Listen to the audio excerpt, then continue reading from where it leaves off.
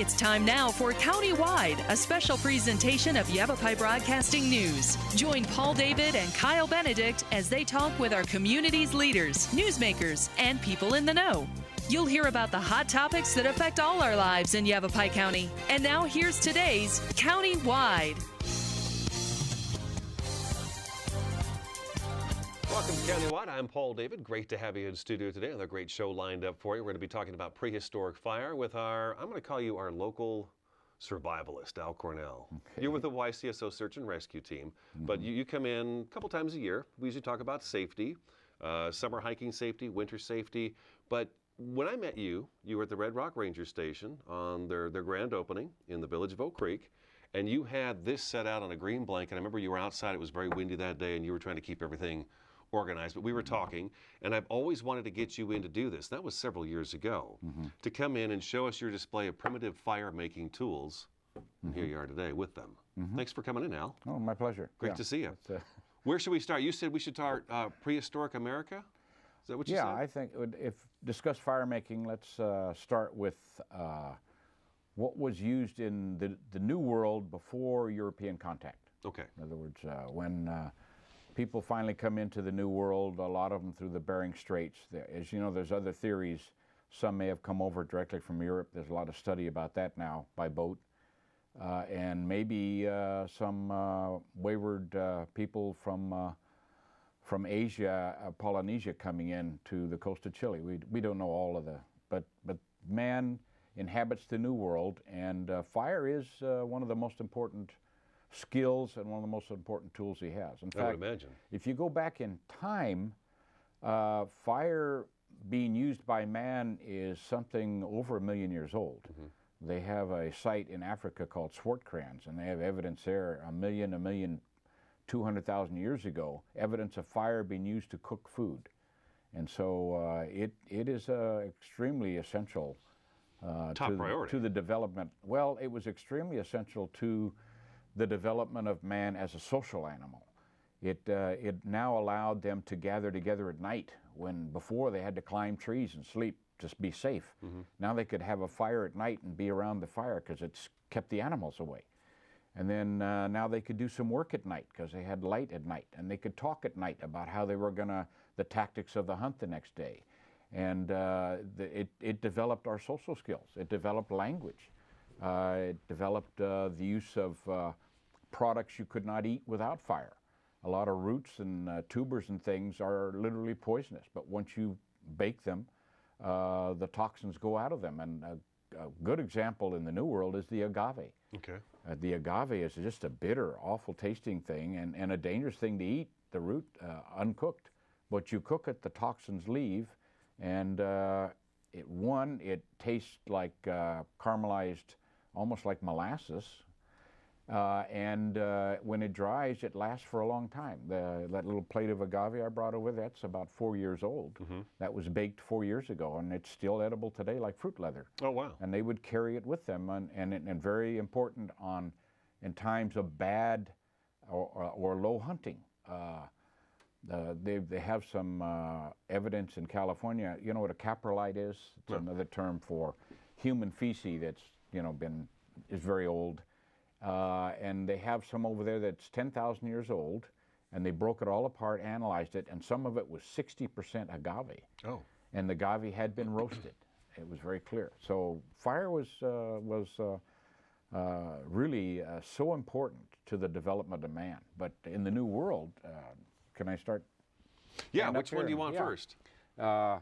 When it was so important everywhere, but I'd like to go with the hand drill first. Okay.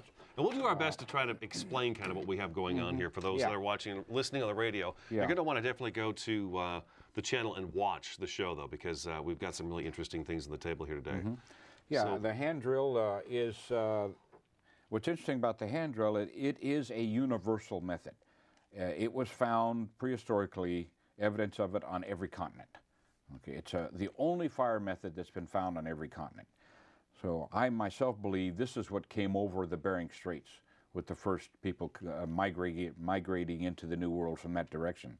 They came in with this method, and then other methods developed because, man is is a thinking animal, and it looks for a better way and a faster way to do things. Sure, sure. In this case, though, the hand drill, this is a typical hand drill. You can tell it's about 2.5 feet long. Sometimes they're shorter. I have a hand drill that's a foot long that makes fire. The Maasai in Africa still practice this. The San Bushmen still practice this. In the Amazon, their fire making is with the hand drill. And in this case, I have a drill made of seep willow that grows from actually northern Arizona all the way down to Honduras. I've harvested it in Mexico for fire.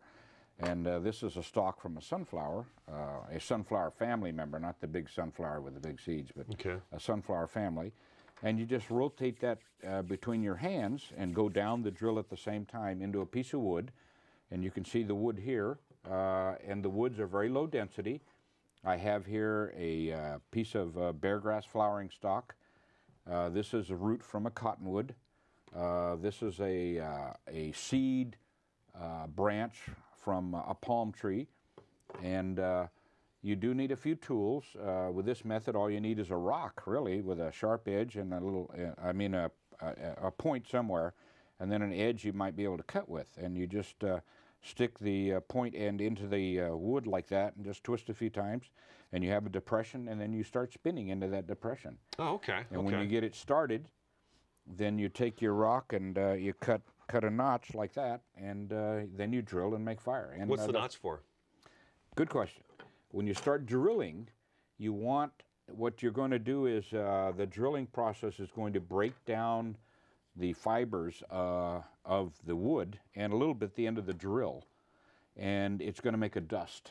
Okay. And that dust, if you want to keep that dust together, so the dust goes into that little channel or that notch and stays there as you're drilling. And as the drill keeps going down, everything gets hotter, and finally it reaches a point where it will ignite. And it enters what we call in physics a sustained chain reaction. It ignites the dust, and it will stay ignited.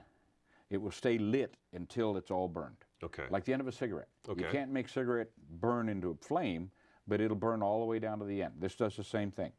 What's interesting is when you do a temperature check of this, and I did a study of this with thermocouples in the notches, some of these were giving me fires as low as 220 degrees. Oh, wow. Okay. Very low. Whereas the wood itself might take 400, 450 to burn. The dust itself would ignite, and it isn't like, it's the heat of the drilling that ignites it.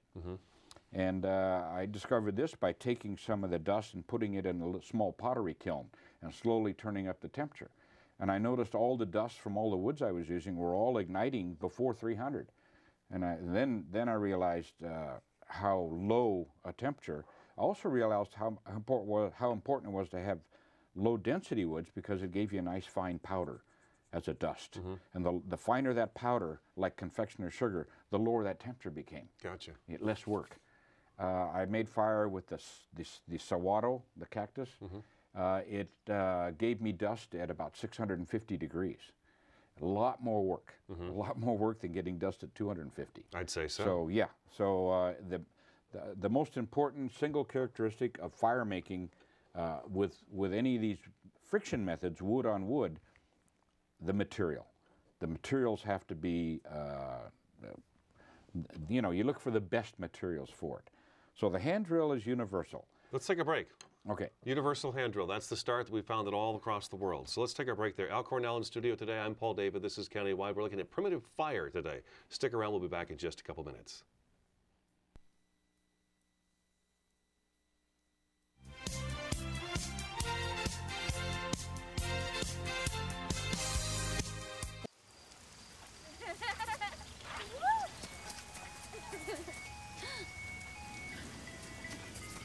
Mom, can we get some ice cream? Please, Mom, please. No, we're having dinner soon. Please.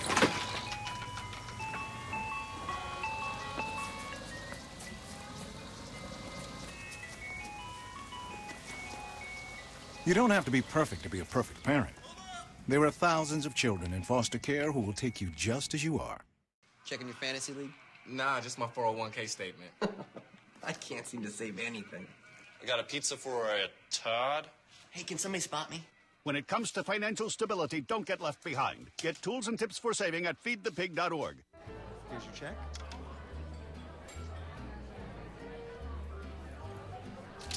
Oh, you got it. You know, since I got rid of my car, I really enjoy walking. Okay. Got it. No. Getting pulled over for buzz driving could cost you around $10,000 in fines, legal fees, and increased insurance rates. Oh, you're home early. You live with your mom? That'll set your game back a few years. Buzzed, busted, and broke. Because buzz driving is drunk driving.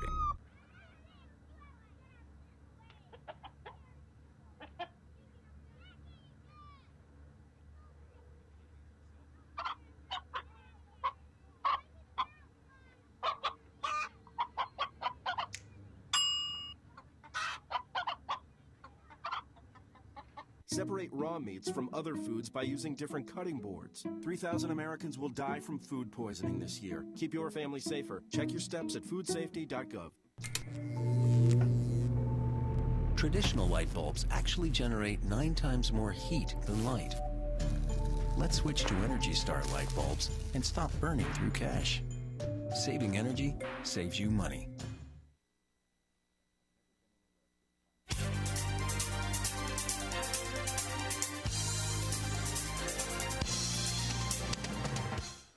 Welcome back to Countywide. Al Cornell in studio today. We're talking about primitive fire. We talked about this one first. This one's called the hand drill. The hand drill. What are we moving on to next? Well, let me make one more comment about the hand drill. Okay. This method, as I said, was universal.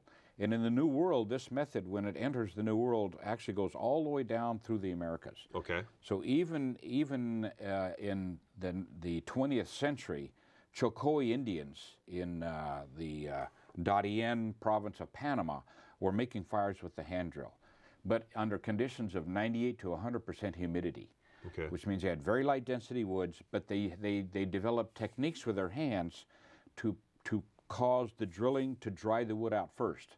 So they drilled nice and relaxed, dried out the wood first, got a little wisp of smoke, and then they would make their fire. So even in 100% humidity, humidity is the enemy of fire when you make fire. And then you have to find techniques around it after you have the kit. The next one I want to talk about really is the bow drill. Okay. And you just need some stick. Ancient times, a strap of leather was fine. Notice I have a couple ribs here I use for my demos just because they look kind of cool. But just a strip of leather and again, low density woods. And instead of spinning with my hand now, I'm going to gouge a piece of wood, put a short drill into it, hold it with something like this ankle bone of an elk or maybe a rock with a depression in it, and just turn the drill. And this hand drill process is now so much easier with this process.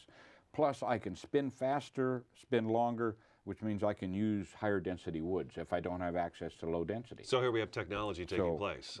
We have now a very simple tool is now a compound tool. Gotcha. And so this simple tool may be really difficult in damp weather.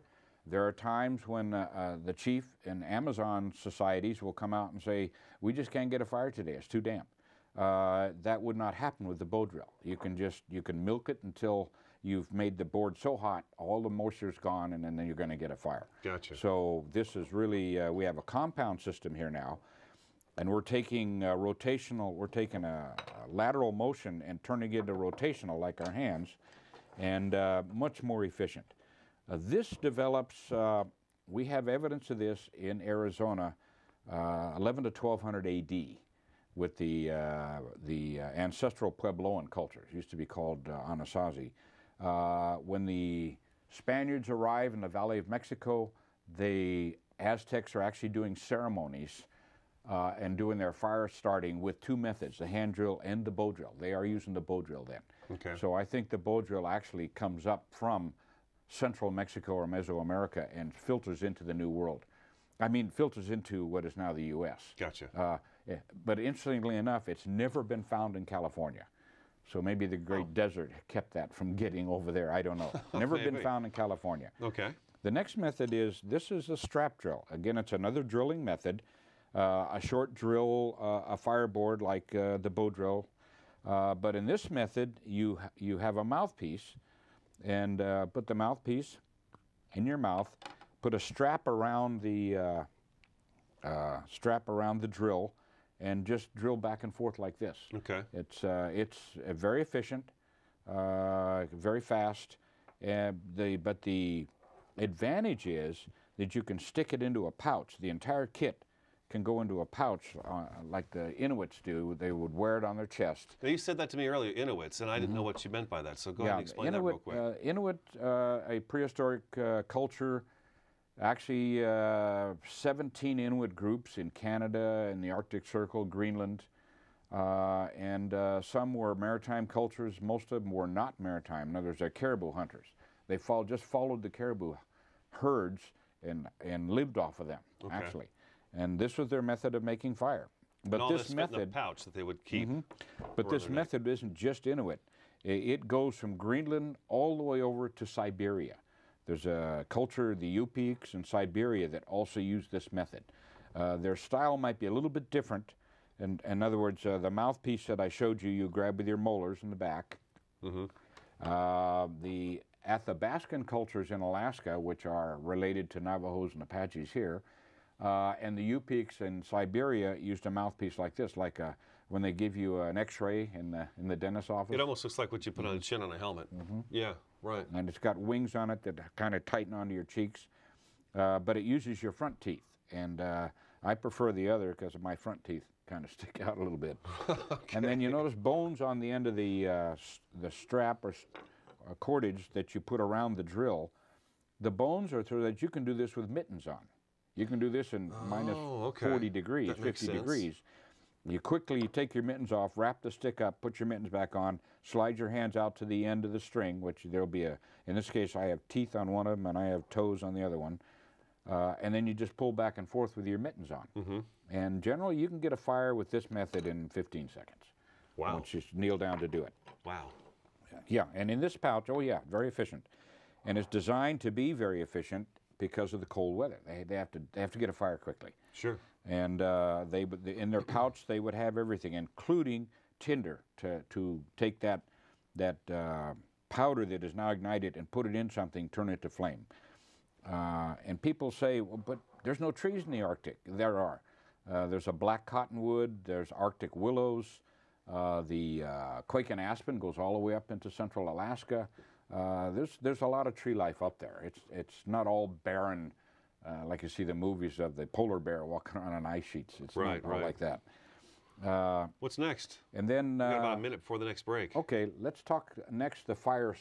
Let's see. Oh, well, New World. Let's stay with that. Okay. We have the iron pyrite method here, and this is a method where it was probably discovered independently in the Alaska area, because this material, iron, this is iron sulfide. It really is 53% sulfur, 47% iron, grows in these round concretions, and it's readily available up in Point Barrow and readily available in the tip of South America, Patagonia.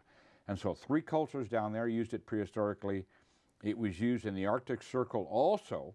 By the way, in the Arctic Circle or in subarctic is the only place in the world where almost all the cultures had 2 methods. Okay. And one of them was generally the strap drill, and the other was generally this iron sulfide. And what you do is you just take a hard piece of a non-silicate rock, a non-crystalline silicate, like a chert or flint or something, and you kind of, in a glancing blow, you knock sparks off of it into some type of tinder. And the tinder, it's amazing the variety. You can use bird down, fox hair, cat hair, these fungus, all kinds of fungus, punk woods, dung from animals. All of those will actually ignite into that ember again. Won't go into flame, but it'll ignite in the ember, go into an ember, and then you take a tinder bundle, like this one here, of cottonwood bark, some kind of a bark. Up in the high country here, I use a bark off of desert willow. It's a high country plant up there. I have to think of the name of it in a minute. And you just put the ember in the bark, a real tight bundle, and blow it into flame. And there's your fire. So there's your fire. Let's take another break. Al Cornell's in studio today. I'm Paul David. This is Countywide. We're talking about primitive fire. Stick around. We'll be back in just a couple minutes.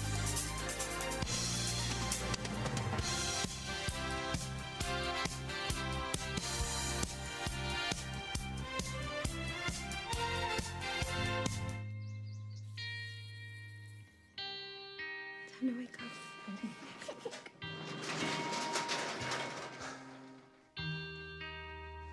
I've got a job to do today. I've got a job to do today. Don't forget, you've got a job to do today.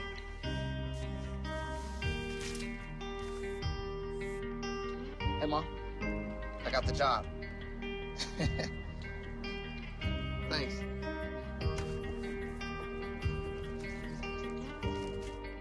Got the job. Welcome aboard.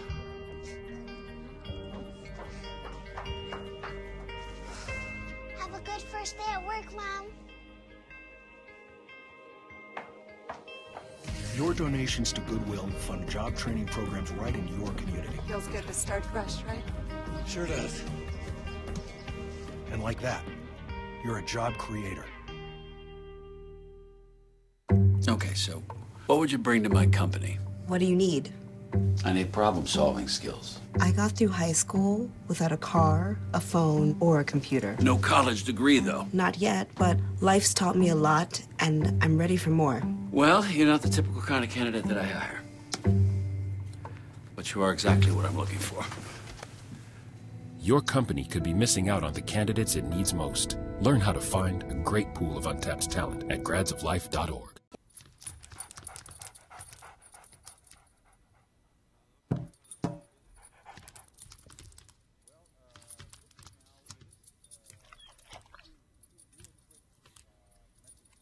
There's a shelter pet who wants to meet you.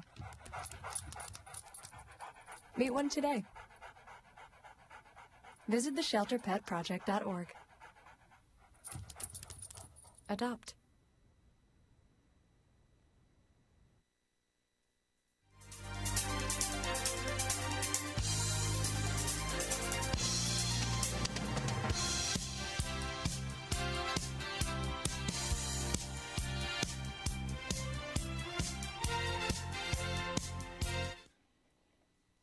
Welcome back to Countywide. Just a little bit of time left in the program. Al Cornell in studio today talking about primitive fire, and we've got one more we want to show real quick. And like I said, those of you who are listening on the radio are definitely going to want to tune in to go to myradioplace.com, click on Verde Valley TV icon, and you should be able to find today's Countywide program so you can see some of the items Al has brought into studio with us. You got bamboo in your hand now. Yeah, this is the fire saw. This is the dominant method in most of Asia, Southeast Asia. You just take dead bamboo, split it in half, take part of that half and make a smaller piece, cut a notch in it, and you saw it against the edge of the other piece like that. Oh. And it's extremely efficient. It's my favorite. It's sentimentally my favorite method because this is the first method I learned. Okay. I learned this at Navy Survival School, Jungle Survival School, in 1967. Oh, wow. Okay. And I was so impressed with primitive fire and how fast this little Aita native did it. He was 5 feet tall and he knocked out an ember in about 15 seconds. And I was just stunned. Anyway, this is all over Asia, and it was also Philippines, also used heavily in Australia. Australia is the only place I know that had all three of these methods I'm going to talk about. They had the hand drill, they had the fire saw, but they didn't use bamboo. They used low-density roots of trees and things like that. And they would use their boomerang, or our boomerang, and they were wide and fat, and they would use those as the blade. And they would take another piece of wood and saw on top of it and get fire. Gotcha. And this is Polynesian. This is the fire plow, where you take a piece of wood and another piece of wood, and you actually plow into it like this, back and forth. This is one of the least efficient methods because you got all this huge space here to make your fire. It takes a lot of effort versus the hand drill, where all your effort's going into one small hole. So the heat builds faster, I think, with a hand drill. Have you made fire with all these items? Yes. You have? Okay. We're out of time, Mel. Okay. I'm so sorry we're out of time already, No, but this is great. I'm so we glad hit you 'em finally all. got into to show us this. So I Okay. appreciate your time. I hope you folks enjoyed as well. Again, you can find this on myradioplace.com. Do check our channel out there, and you'll find it on Verde Valley TV under Countywide. That's it for today's show. I'm Paul David. We'll talk to you again next time.